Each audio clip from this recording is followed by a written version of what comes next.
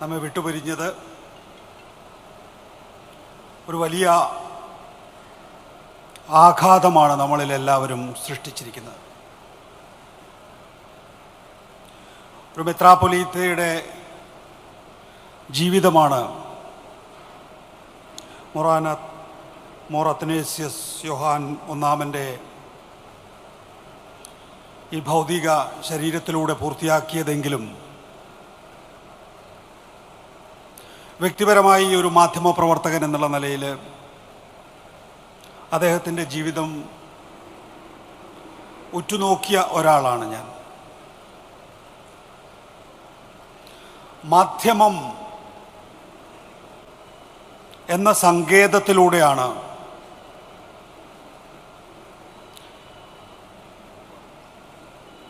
പിതാവ് നമ്മളോടെല്ലാം സംവദിച്ചിരുന്നത്. 1980-കളിൽ നമുക്കറിയാവുന്നതുപോലെ ടെലിവിഷൻ മാധ്യമം അത്ര പ്രചാരത്തിലുണ്ടായിരുന്നില്ല കേരളത്തിലും ഇന്ത്യയിലും. ആ കാലഘട്ടത്തിൽ റേഡിയോയിലൂടെ തനിക്ക് പറയാനുള്ള കാര്യം വിശ്വാസികളിലേക്ക് എത്തിക്കുക,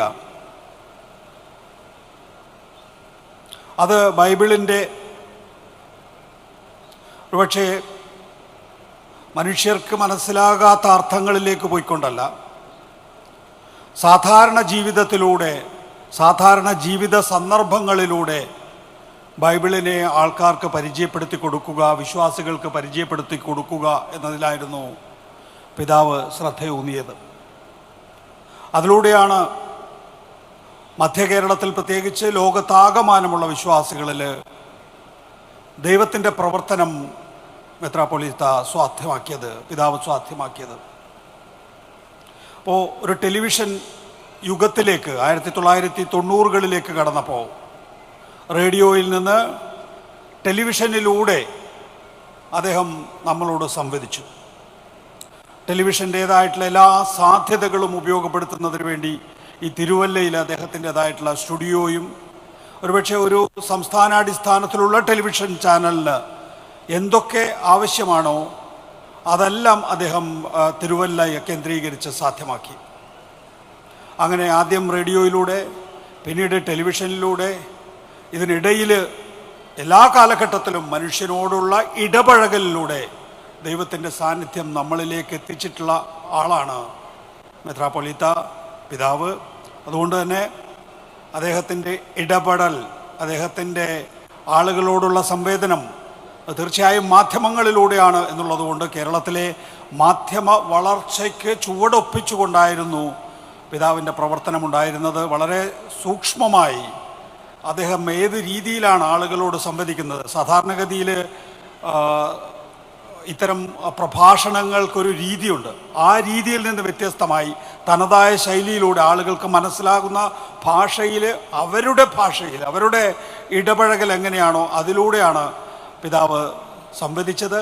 അത് ഒരു മാധ്യമപ്രവർത്തകൻ എന്നുള്ള നിലയിൽ എങ്ങനെയാണ് അദ്ദേഹം ജനങ്ങളോട് അടുക്കുന്നത്, അദ്ദേഹം ഉപയോഗിക്കുന്ന വാക്കുകൾ, അദ്ദേഹം ഉപയോഗിക്കുന്ന ഭാഷ, അതെല്ലാം വളരെ പ്രധാനപ്പെട്ടതായിരുന്നു. അതുകൊണ്ട് അദ്ദേഹത്തിൻ്റെ ദൈവപ്രവർത്തനങ്ങളെക്കുറിച്ചൊക്കെ എനിക്ക് കൂടുതൽ അറിയുന്ന ആളല്ല.